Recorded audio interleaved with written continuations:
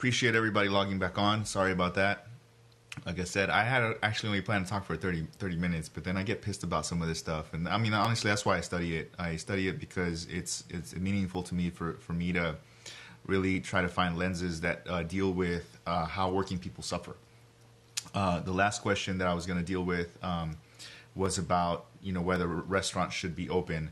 And it's a mixed bag, from a medical perspective, I would say they should close. Everybody's joking about taco trucks coming through, but if a truck comes through and they're not being 100% when you're cooking food, you're using your hands, and if you're not 100% always on it with being super actually treating your cooking space as if it was literally a space where you're doing surgery, then you could pass on stuff.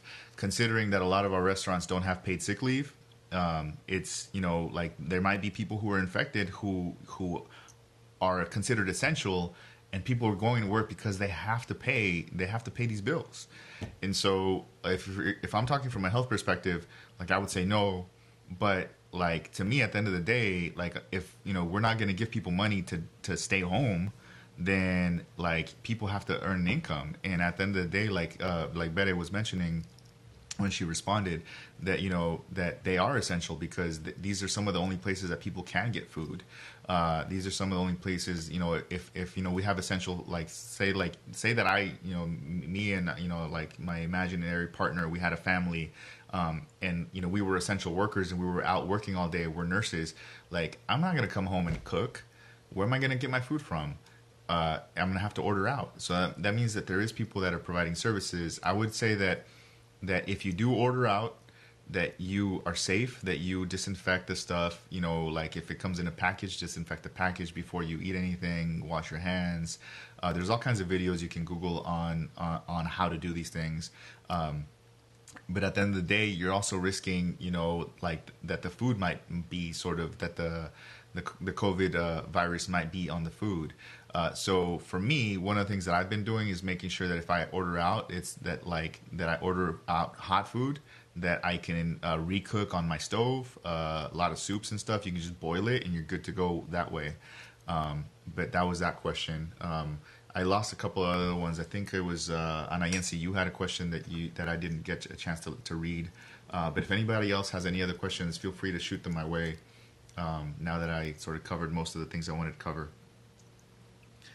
There is a couple of suggestions that people want to read about crisis and capitalism. There's a couple of articles that are actually really great. One of them a couple of them are by William Robinson, who's a sociologist at UC Santa Barbara. And then a couple of other ones are about Mike Davis. So just Google pandemic, crisis, and then their names. William Robinson and Mike Davis. And they're writing excellent articles about this concept of this new world, the new potential world of crisis, of pandemic crisis. So I have a question from Elise.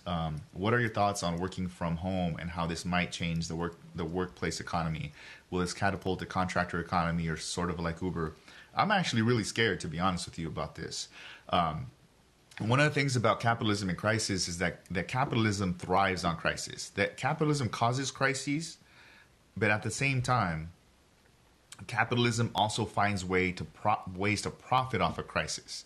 And so when this was happening and we were having conversations at the university to transition to online learning, for years, universities across the country have been trying to figure out ways to transition more teaching to online learning, because me sitting here doing this, 5,000 students can log on and hear me talk about this, and you are all learning, right? And that means that they can charge 5,000 students for that thing. But I'm just one person. I drank coffee, and coffee always makes it. Sorry, I'm gonna drink some water. And so one of the first things that I posted about this crisis was, we have to be very careful, because what this shows, if this all goes smoothly, this shows that oh look, we made the transition from regular learning to online learning in the middle of a pandemic without any issues. We should do this more. instead of enrolling 40,000 students in my university, we can enroll 60, 70,000, and we can have online education, and particularly without particularly really changing much, and we can earn way more money. And so yes, I am massively concerned about the fact that like if this transition goes completely well, I imagine that a lot of corporations are actually going to take advantage of that. That means that they don't have to rent out space, that they can let people work from home, which I would imagine that people would want to do that anyway. My gripe with that is that like that money that they were paying on rent, which again, predatory lending, like even the Cheesecake Factories actually sent out a letter to its landlord saying, hey, we're not going to be able to pay rent. So like now people are going to be like, it's a contract gig economy. Yes, massively. Yes, I agree with the fact that this is scary, that there is no going back.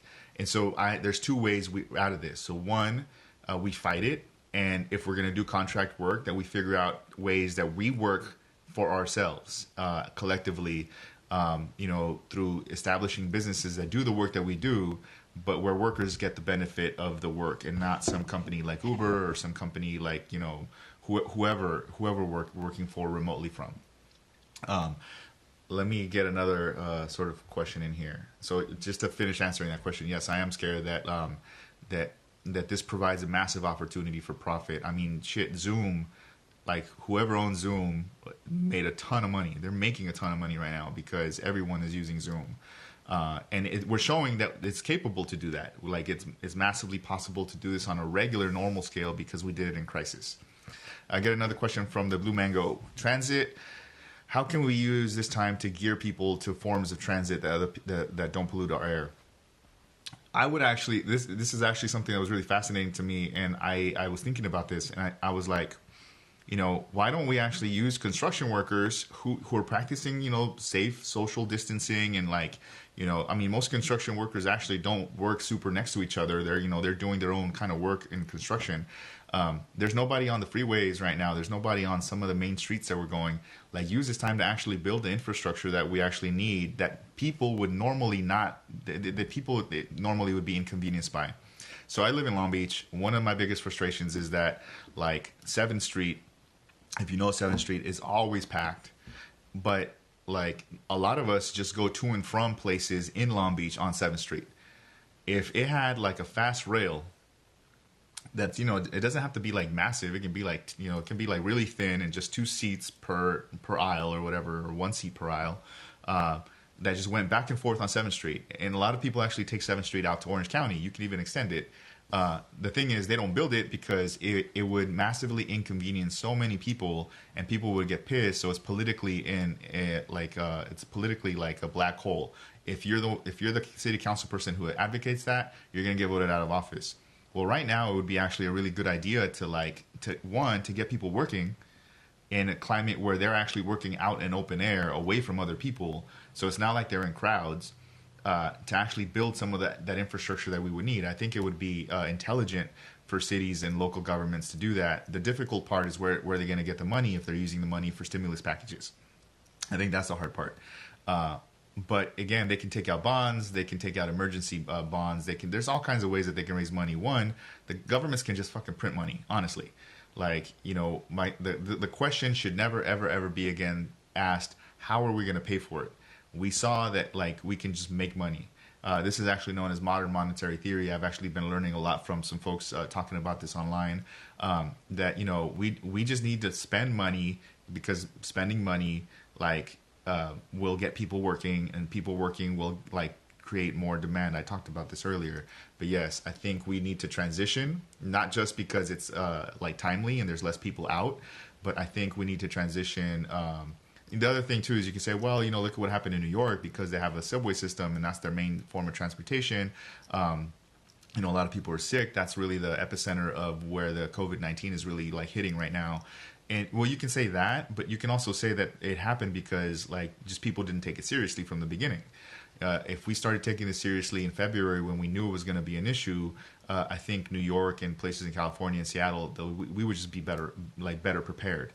If we had a system of healthcare that wasn't for profit, we would be able to manage it. Anyway, sorry, my answers are long.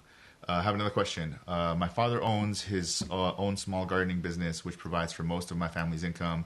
We are still continuing to work because if we don't, yeah. And I think that's one of the things that's the worst is that people are stuck in a situation where, in our society, in order to survive, you have to work. And so there's this weird, like, I'm glad that I still can work. And I'm glad that, there's still people buying things for me or working. But at the same time, like, it sucks that I have to put myself in a situation where I'm potentially endangering my life or the life of people that I love. Um, that, like, so I have to make a decision, like, put myself in danger or not be able to pay the bills. And that's really and the reality honestly is that we produce so much value in this country in the world that could provide for everyone to take a month off and not have to work under these kinds of conditions, and Jeff Bezos would have $145 billion instead of $150 billion. That's the reality. If, for instance, Apple, the company Apple, was owned by the workers, each worker annually would be earning $400,000 a year. Like, this is called a social surplus. This is what is extracted from workers in terms of profits from, like, from large corporations.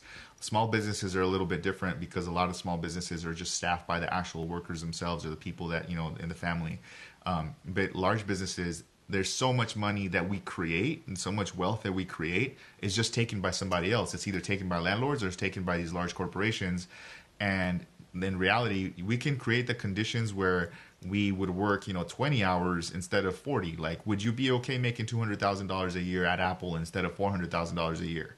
Instead of working 40 hours, you work 20. Would you be cool with that? I think I could live with $200,000 a year. Shit, I'm living with, like, $75,000 a year right now. So, like, give me double that plus work 10, 20 less hours. Hell yeah. So I think that capitalism sort of creates these conditions where, like, we have to work to survive. This is the whole thing. This is actually like capitalism. It puts you in a situation where the only way to survive is to sell your labor power, and you have to sell it for whatever the market demands, and the market demands that it's the lowest possible price, and those conditions are created, the lowest possible price, because it creates a reserve army of labor. It's just that's sort of what it is. I have another sort of comment that says, yo, a privatizer's dream. Today, 30,000 LSU educators were trained on online learning. It was like an invitation for bets. Yeah, like, so this goes back to the question of, like, how this is going to affect how the economy looks. We were already transitioning to a gig economy. And people talk about a shared economy or sharing economy. Like, those are fictitious names. I don't like that people call it that shit because you're not sharing anything. Like, you're sharing, like, your house. You're being forced to share your house. You're being forced to share your car. But the people who make the money aren't sharing the money. So it's not really a sharing economy. And I guarantee you, during Hurricane Katrina, as the hurricane was happening, there was people who, and this is what Naomi Klein refers to as disaster capitalism. Capitalism takes advantage of crises. As Hurricane Katrina was happening, there was like millions of dollars being invested in buying out properties in New Orleans and the surrounding areas in order to privatize those lands because they knew that the government was going to come in and rebuild it. I can guarantee you right now that there's companies out there that are looking for ways to profit off of this crisis. And if they're not looking for ways, they've already found ways. Zoom, I guarantee you, like, millions of dollars. I was reading some stuff on the stock market, and, like, it's generally as a whole kind of gone down, but there's certain sectors in the stock market that, like, they're actually soaring. Like, stock futures in the healthcare industry are soaring because they know that the healthcare industry is going to have a healthy client. What I mean by a healthy client is not somebody who's physically healthy, but, like, they're going to have a healthy dose of, like, sick people coming into their hospitals for the next year or two because of this crisis. So yes. Let me see. Any other questions already? Sorry, I'm trying to work my way down. My mom works for Costco and they're starting to get hazard pay, but it's only, like hazard pay, like $2. Come on. My dad, I remember my dad, he worked at Save-On for most of his life. And, he worked there. He's a really intelligent guy. Like, when he was in school, he was one of the smartest kids in his whole school.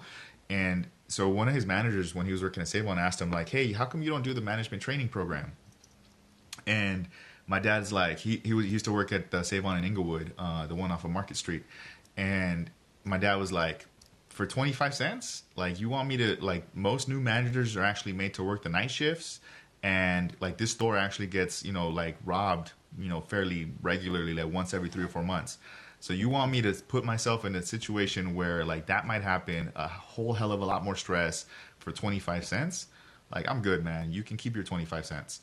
And it's the same thing with hazard pay. Like, okay, thank you for the $2 extra, but like, really think about that. In a full 8 hour workday, $2 per hour is two times, you know, 8 hours, $16. So I'm getting $16 extra per workday because I'm putting my life on the line. Like, workers should not have to do that. Like, there is so much money already in the economy. Our governments take so much money of our taxes. That's another one I can sort of talk about. Maybe like start making a list of other topics to sort of deal with. But like the fact that we have a non-progressive tax system, that poor workers and workers, like working people, working class folks, pay a larger proportion of their income in taxes than wealthy people do. Like, I have to pay 30% of my income to taxes. Wealthy people pay less than 10, like sometimes less than 12. So yeah. Let me see.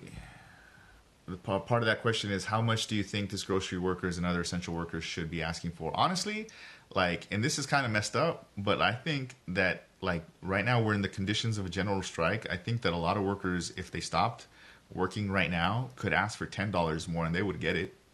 Easily they would get it. Like, one day of shutdown. And, you know, the thing is, the government might actually, like what happened with when privatization happened with Margaret Thatcher and Ronald Reagan in the 1980s. They might come and just like lay everybody off and say, okay, we can get new workers. But the reason that the longshoreman workers get paid really well, they get paid above 30 to 40 bucks an hour or even more than that, is because they can shut down the economy anytime they want. If they shut down the port, like, nothing's getting in or out, the economy stops. And so this actually mirrors those kind of conditions. So if workers, retail workers, any kind of workers in any kind of industry organize right now to stop working, the same thing goes with rent. If renters stop paying rent and went on a rent strike, they actually have a lot of power. And also the uniqueness about this moment is that the state doesn't have the capacity to respond to all of those. So, like, for instance, if some grocery store workers in one union go on strike and, you know, they don't want to negotiate, eventually, you know, they're going to call in the cops or, you know, the National Guard or whoever they usually call. Like, that's fine.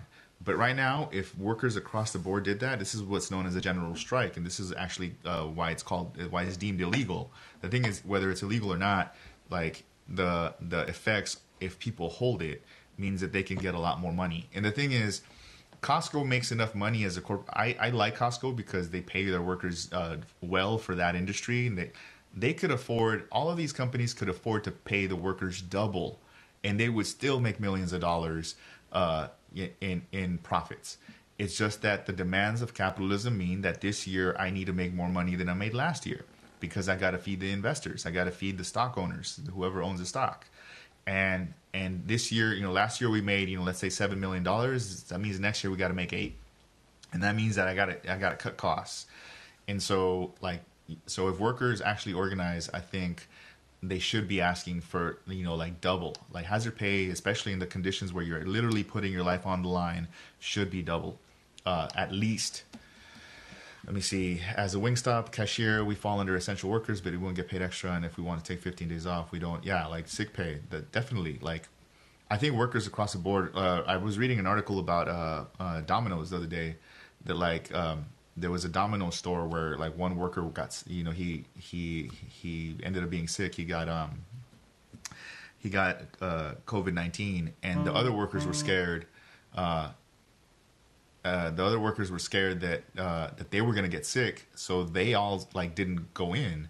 And it was one of those Domino's that gets like online orders, and the orders were just kind of coming in, and all the workers were outside, and the manager didn't know. The manager was actually one of the people who went out on strike with the workers, and the owner of that franchise didn't know what to do. And that's the reality, is that like workers have power if they use it collectively. The thing is, this system creates conditions for us to be so scared to like wield that power, because if we don't have income, that means we can't pay the rent. That means we can't pay our student loan. That means our credit's going to go down. If we don't have good credit, that means we can't buy a car. Like, it creates all kinds of conditions to basically get us into a state where we are always fearful of like not paying. And I'm not immune to that. Like, I think about, okay, so I cannot pay my rent, but what does that mean for my daughter? Then I'm gonna have to find a different place to live. Where am I gonna like because like if that goes on my record, that means other places aren't gonna rent to me. That's on purpose.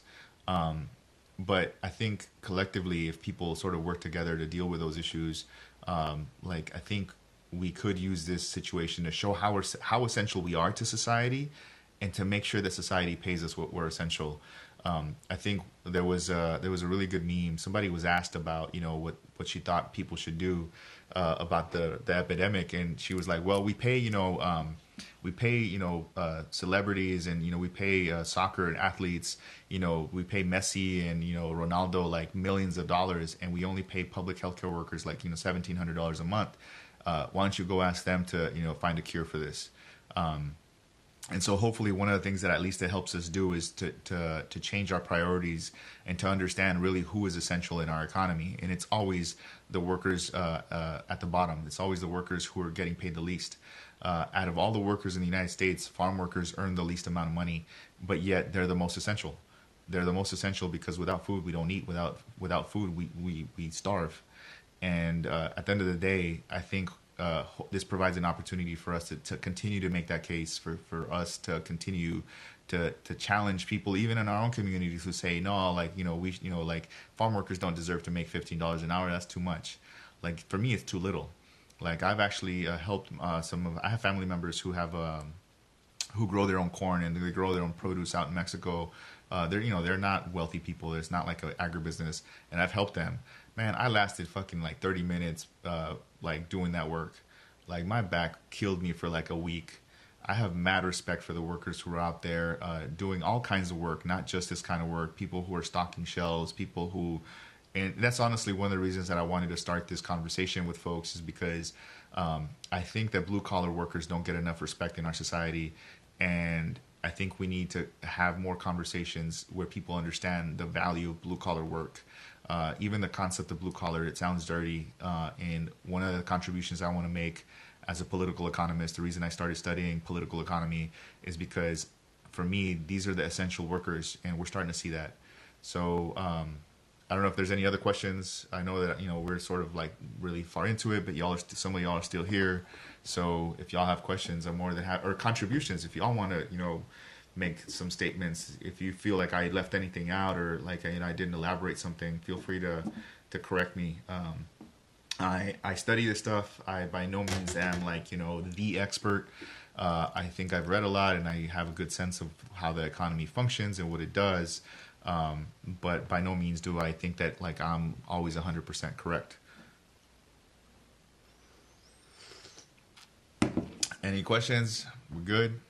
Go advocate for, if so, I'm going to sign off then, I guess, and I'll end with this. Go advocate for a rent freeze. Like it's not enough for us to just have an eviction moratorium. There's a comment. It says, hopefully this pandemic helps give power to blue collar workers in the future. I think it can, if we support that. We have to do the work in our own communities to make sure that people respect and honor blue collar work. That means tipping workers what you think they're not what you think they're worth, but just tipping them because they work hard. Should we vote for Joe if that's all we have to? That's all we have left.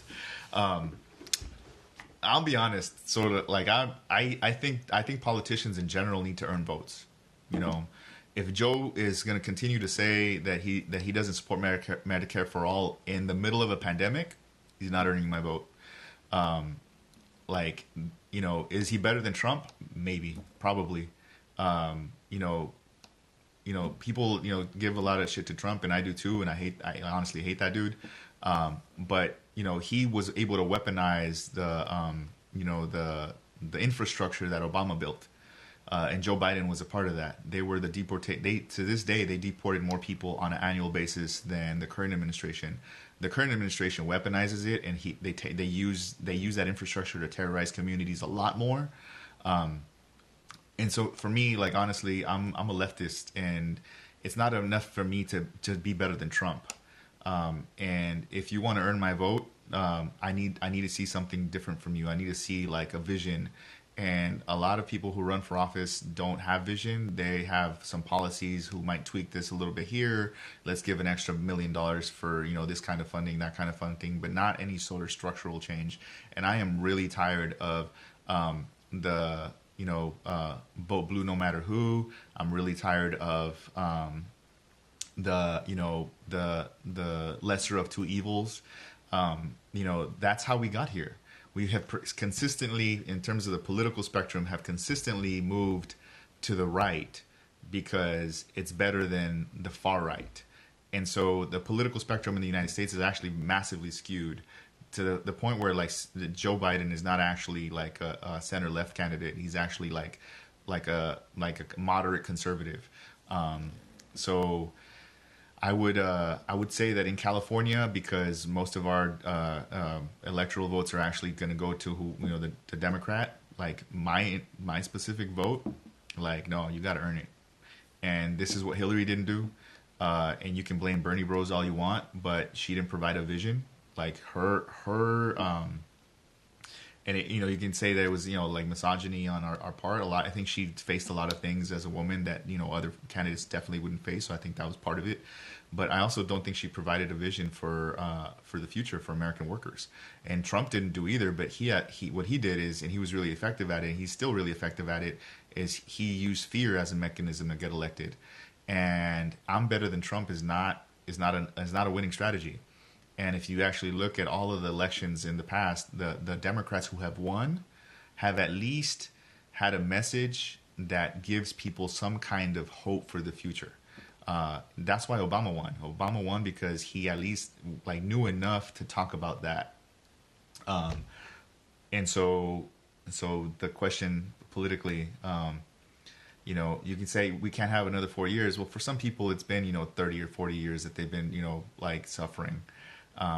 And yes, Trump is massively, like I don't want him to get reelected, but honestly, even if he has my vote, I honestly don't have confidence in Joe Biden to get elected, period. Like he's missing, he's absent. Like where has he been? He comes on, like I figured out how to put this thing together. Like, and I'm not a, technical wizard. Obviously I'm younger than him, but like I connected my phone, I pushed the button and I'm live and I'm streaming and we're good. My lighting's decent. I mean, it's, I'm obviously have a shiny face because my lighting isn't the greatest, but I'm doing this. And, he has, millions of people like giving him advice and he can't figure out how to put out a video where he's trying to like issues. He keeps saying, we're trying to figure this out. Dude, we're in the middle of a pandemic. Like stop trying to figure it out and figure it out. I have another question. Now we're getting into politics. Do you think he won because he targeted electoral college instead of the popular vote? I think he was smart. I mean, if we're going to talk about Hillary, Hillary didn't campaign in states that like were borderline. And even if she had, I don't have confidence in the fact that she was providing a vision that was different and that was better for the future. I think if she would have ran a similar campaign as a man, I think she would have won. Obviously, she won the popular vote. She would have won the electoral college, like if she was a man. Honestly, I think that's the truth. So I think the gender critique is very fair. But also, she didn't inspire a lot of people. A lot of people don't recognize that she lost. The reason she lost is because a lot of people who voted for Obama stayed home. It wasn't because of Bernie Bros. It was because a lot of people who like were inspired by Obama were not inspired by her and they just stayed home. And that's across the board. Not just white folks did that. It was across the board. Yeah, and that's the truth, man. Like, and this is one of the things that I think a colleague of mine actually made this excellent sort of a comment, and sort of stuck with me. Capitalism, like, we talk about crises as if they happen cyclically. Like, oh, in 2008 there was a crisis. Oh, and now there's a crisis. Like for working people, we're always in crisis. Like we're barely recovering, and like. I'm still paying off student debt from I'm 40 years. I'm turning 40 this year, and I still haven't finished paying off my student debt. Even if I want to buy like property, like for me to have a home, for my daughter to run around a backyard, like nowhere near that. Um, and I think just the priorities of the people in this country, I think our elected officials need to have more imagination, honestly. I think there is a lot of elected officials out there, a lot of young people who are running for office who have good mentors. There's some amazing things happening in Orange County and Anaheim. I have some colleagues who are doing great work out there, thinking outside of the box. Um, I think that one of the things that severely lacks in our society is a collective imagination to think of better ways of doing things, more humane ways of doing things. And so, if anything, I want my series, my conversations with you to really be about helping you all envision what that might look like. And because I have some suggestions, but I don't have all the answers, I think we'll get the answers together if we start like, and I know this is gonna sound really cheesy, but dreaming together, uh, about how to fix stuff. And I think nobody in the Democratic Party is really like really has anything new to add, honestly. Like they won't even look to themselves for things that they did good in the past to sort of like get us to a better place. So like I love that AOC and Bernie are talking about bringing the party home. That's not going forward. That's actually going backward. And but I'll take that at this moment. I'll take going back to the New Deal. I'll take going back to the Great Society, investing in childcare, and the Head Start program, easily seen to have been one of the most successful programs in reducing crime and also poverty prevention. And we've cut that. Who did that? Who did that? That was Bill Clinton did that. Bill Clinton cut those programs. In terms of we got to be more united. Like, yeah, like the thing is, everybody assumes that like the Democrats are like one side of the political spectrum, and there's actually two factions there. There is, people who call themselves progressives, and there's corporate Democrats. And right now, the corporate Democrats control the party, and as long as they keep, stifling votes, I mean, what they've done in this primary season in terms of like voter suppression is just massively like it's problematic. And if you want me to like be united with you, then you got to stop doing that shit. Honestly, like I don't have any confidence in like even Nancy Pelosi. Like, all right, you ripped up his speech, you ripped that shit up, but then what happened? Like, you voted for his bill, his military bill, and increased the spending. Cool. So I have another question. I want to ask the work from home differently. With the exception of education, what are my thoughts on working from home or remote working? In my experience, remote work allowed me to finish school. I think it's helpful for folks. I I think that if it works for folks, people should be allowed to do it. Not just from the perspective of a pandemic, but like there is a lot of people in our society who it's difficult for them to get up and out of bed, and I'm talking about like the sort of the concept of being a ableism, and people who have some kind of they're differently abled, and to expect them to like it takes them longer to get up, get dressed, to go to work, and it might take them an hour or two to get there. So not just from your perspective that it's a good thing. I think it's a good thing if workers are the ones who are benefiting from it. But that's not what's happening, and that's not what's going to happen. What's going to happen is that corporations are going to use this as a mechanism to create contract workers, and what that means is that they get to pay the workers like less, or they get to save money on having like institutions at work. And this has really small sort of effects. So one of the ways that this has been happening at the CSU system is that back in the day, if I needed something printed for my work, I would do that. If I had to fill out some form, if I'm missing work, for instance, I have to fill out a form. Like now, they send me the email, and I have to print it out at my house and take it there. And it's one piece of paper; it doesn't cost that much. But the collective effect is that now, like the cost of like work is being placed on workers. So, are they going to give you the resources that you need? Are they going to pay for your computer that you have to use? Are they going to give you? Are they going to pay your telephone line that you're using for if you're making phone calls? Like if they're going to do that, cool. but they're not. That's not how Uber works. Uber makes you pay for your own car stuff. And so if you account for your car costs and your own gasoline and all that, like Uber workers actually don't really make that much money. You can. There's potential for like if you're working peak hours or whatever, but like what people do is they mortgage the cost of their car for later. And so I imagine that corporations aren't going to provide you with all of the resources you need to work. Um, Anyhow, thank you all for the conversation. Ended up talking for another 40 minutes. I hope that you all can join me in the next segment. I don't know how often I'm going to do these. Probably like once, maybe every 2 weeks. I don't want to inundate you. A lot of this stuff might end up being repetitive, just because again, it's not rocket science. It's just how we live our lives and how this stuff is organized and who has power and who doesn't and who gets the benefits out of all the profits. Like workers do all the work, and there's people out there who are parasites on and take the value we create.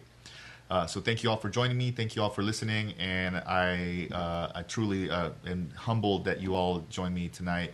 I will hopefully see you all soon. Thank you so much. I really, from the bottom of my heart, it means a lot that you guys joined me for this hour. I was scared that I was going to be talking to myself and just recording a video that I could post later. And I'm still going to post this. I think I already posted the first one. I'll post this one as well. You all have a good night. Thank you so much. Oh, that's really nice. Tell your mom I said thank you. Tell her I said I really appreciate her time and all the work that she has put in to help you get to where you're at, Daniel. I'm proud of all of you guys. Thank you all so much. And you all. Sorry, my bad. I still do that sometimes.